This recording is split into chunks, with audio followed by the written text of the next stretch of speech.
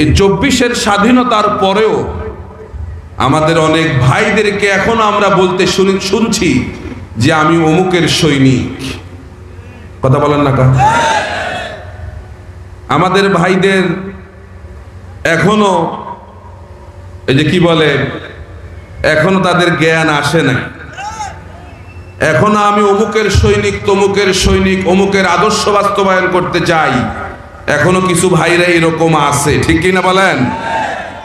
বিগত 54 বছরে কার্ল মার্কসের আদর্শ, লেনিনের আদর্শ, মাও সেতুংয়ের আদর্শ, সমাজতন্ত্র মতবাদ, এরপরে ধর্মীয় মতবাদ, এরপরে বিভিন্ন মতবাদ আছে না এরকম?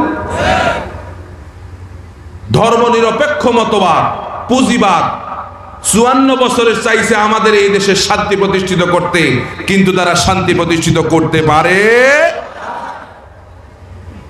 এদেশে স্বাধীনতার পর থেকে বঙ্গবন্ধু শেখ মুজিবুর রহমান এদেশ শাসন করেছেন, শান্তি দিতে পারেন নাই। কথা বলেন না কেন? জিয়াউর রহমান এদেশ তিনি শাসন করেছেন, কিন্তু শান্তি দিতে পারেন নাই, জনগণের মাঝে শান্তি প্রতিষ্ঠিত করতে পারেন নাই। আর এরশাদ চাচা বোধহয় শান্তি প্রতিষ্ঠিত করতে পারছে? এরশাদ চাচাও এই দেশে শান্তি দিতে পারে নাই।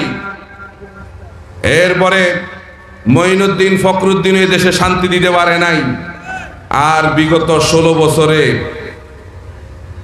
আমাদের কি আফা, ওই যে আফায় নাকি শর্ট করে আসে, সে আফায় বিগত 16 বছরে আমাদেরকে শান্তি দিতে পারছে?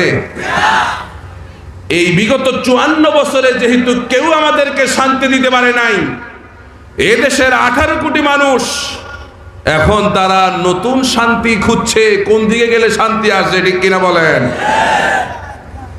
আল্লাহর নবী, বিশ্ব নবী মুহাম্মদুর রাসূলুল্লাহ সাল্লাল্লাহু আলাইহি ওয়াসাল্লাম মক্কা থেকে মদিনায় হিজরত করে চলে যাওয়ার পর 10 বছর আল্লাহর নবী এই কোরআন দিয়ে দেশ চালাইছেন।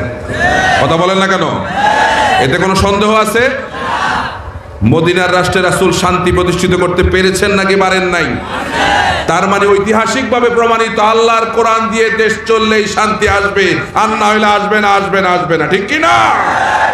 এই কোরআন দিয়ে দেশ চলুক, আমরা কি সবাই চাই? কারা কারা চাই? দুহাত দেখা আল্লাহকে। আল্লাহ বুঝার তৌফিক দান করুক বলে আমিন।